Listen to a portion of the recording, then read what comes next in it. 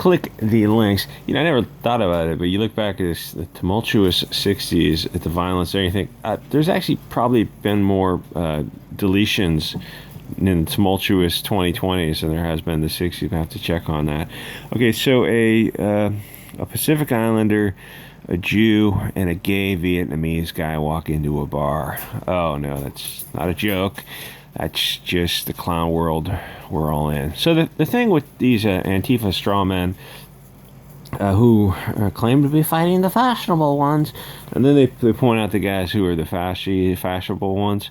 Andy to go, a gay Vietnamese guy, and then Tiny, who's some kind of Pacific Islander. All these fashionable ones. You look at them, or Enrico, whatever, the Proud Boys guy. You look at them like, yeah, this isn't the fashionable groups. This is like literally the three characters in this thing are a bomb throwing Jewish Bolshevik kid, Benjamin, whatever, and Indigo and Tiny. It's like there's no white people involved in this situation, but you're thankfully fighting the fash. You're fighting that white supremacy. Like, are you really, or are you just, I don't know what you're doing. Anyway, so Antifa member, I don't know how they got this guy. It's black gloves, black uniform. The thing is, like, if you're in a city, there's cameras everywhere. And what happened was, they took off his outfit somewhere, and he was wearing something different. And it's like, as soon as you change, you're changing under a camera, whether you know it or not. And like all the cameras nowadays are at minimum 1080. So they got him like within a very short time period. So he's a genuine squirrel, and the left has got, to be fair, both ends of the spectrum have got some genuinely dangerous people. And there's a time to be a dangerous person, but there's also, it's like there's a time to you want to focus that energy. You don't just want to go off throwing grenades left and right, because you're friendly fire. It's like, just to, like Antifa did that, was it in San Diego or LA? There was the spa case, the Wii Spa case, I think. An Antifa guy stabbed another Antifa guy, because they just, like, they've got all this energy and all this anger, they don't know how to direct it, and it's like they thought they were stabbing the wrong person. It's like, you stab one of your own. That happens quite often. Anyway, so Antifa member with a long history of far left extremist content, a bomb throwing Bolshevik, arrested and charged with the shooting of Tiny the I don't think it was I don't think these people are anti treatment. I think they're anti-experimental treatment, which might be a more reasonable conclusion. So Benjamin Anthony Varela. What kind of name is Varela? Is that Spanish? Benjamin is usually globalists. I don't know what this guy is. He's a genuine squirrel. Like I said, there's genuine squirrels on the left and the right. The thing is, the problem with the left is you got these mentally ill kids who, they're in cities where, like, Governor Brown and Mayor Ted Wheeler and who's the one who looks like Beetlejuice, who are encouraging this kind of stuff. And you have police departments who do whatever their master tells them to do. They don't uphold the federal constitution or even the state constitution. Like, the police are not the friends of the left or the right. They will do whatever their bosses tell them to do. There's no, we're sworn to uphold the Constitution. No, they're just in it for a paycheck. They don't give. They're kind of majority of them are going to be generally bad people all around. So dozen Antifa Pacific Northwest traveled to the Washington State Capitol building to try to shut down an anti-experiment mandate. See, now this is the fucked up thing. Okay, you're Antifa. You should have some dogma, some ground rules, something that you believe in. It's like, aren't you fighting the fascist government? Oh, the government wants to enforce a mandate. Oh, yeah. Well, yeah, the Nazis want your ability to decide what you put into your body. So the Antifa is so batshit incompetent that they're willing to act as agents for the state to enforce state tyranny. Now, here's the screwed up thing, is when people used to call Antifa fascist, I used to go, no, they're Bolshevik communists, like Soros, Rothschild, Schwab's. That's Bolshevism, globalism, Moses Mordecai Levyism. That's not fascist. And then this thing came out, it's like, well, fascist, fierce nationalism. It's like, you could interpret this as like, well, they're agents of the state. They're agents of the Fed. like, wasn't Antifa supposed to be? Isn't there an anarcho element of Antifa? It's like they've turned around to be. Wait, you literally are brown shirts for the state? You're state actors? Yeah, and the thing is, if you sat them down with it and said, okay, logically this doesn't make sense. Like you should be on the side of choice, not mandates. It's like, yes, logically it would, but it would, you put Antifa in the position of, okay, so these people we fought against for these during the past few years, now for this one issue we're on the side. And that's the thing is, like, people who want to fight wars and win wars, they're willing to bypass battles to have the high ground to win the wars, and Antifa won't do that. They're just going to spurg out and throw grenades in every direction, where they've come such 180 degrees, almost said full circle.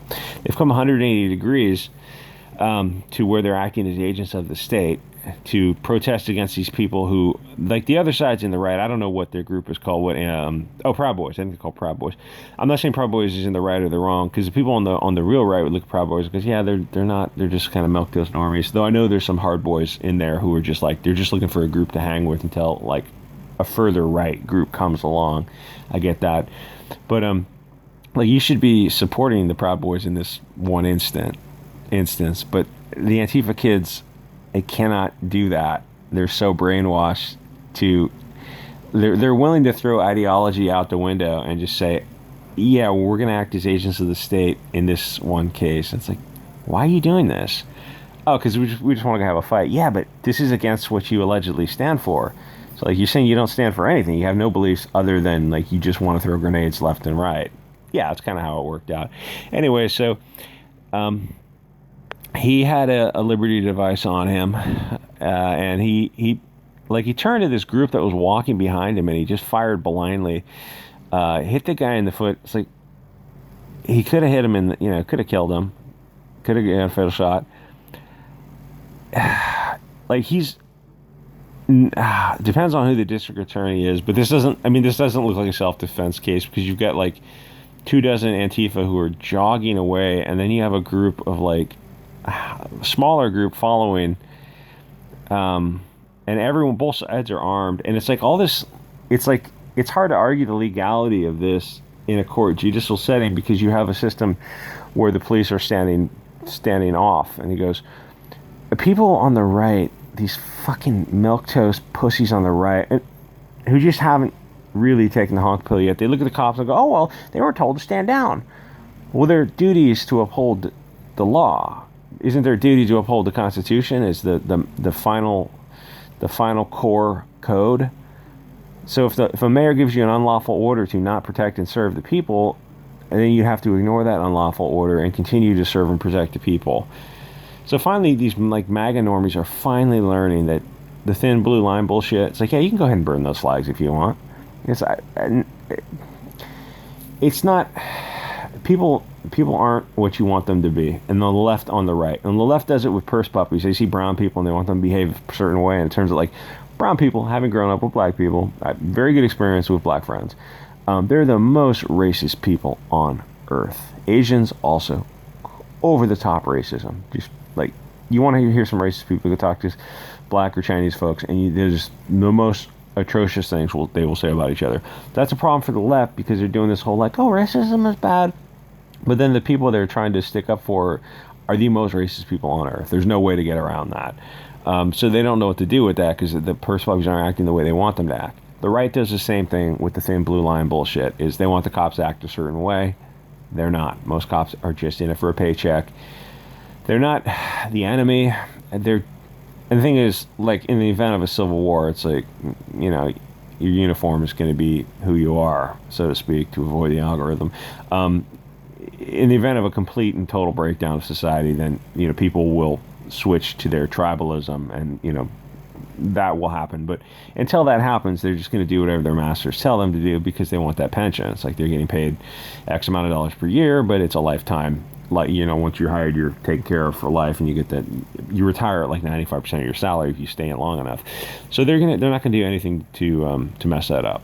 They're not going to take a stand, because people like them or Trump or any politicians, they look at taking a stand, look at America. It's like, yeah, you could save parts of America now, but it would take such a sacrifice to save it now. You'd be putting everything on the line for a country where, it's going to be a Mexican majority in a few decades anyway. Like the only thing you could save now would be like try to take a couple states in the north for the preservation of different tribes. So to ask these people to put themselves on the line for this is like, what are you fighting for? America has been subverted by these globalist parasites and just turned into a commercial zone controlled by these billionaire NGOs. It's like all this stuff. I realize it sounds a little tinfoil hat, Alex Jones. Well, Alex Jones won't go near the Israeli issue. It's all the Chinese Chatcoms. I realize how it sounds until you start looking at it. You're like, oh, some of these like tinfoil hat, take your meds, bro, type of scenarios. You look at it and you go, oh, the Rothschilds, the Soros, Charles Schwab's. Oh, some of it's real. It's like this stuff's actually real. Anyway, we'll see what happens. You're going to just continue to see a breakdown of society. So be as prepared as possible. And, I'm going to do another video for BitChute about this kind of stuff. Like these people, I got a theory that, you get these Proud Boy groups who are going to go fight Antifa and do dust-ups.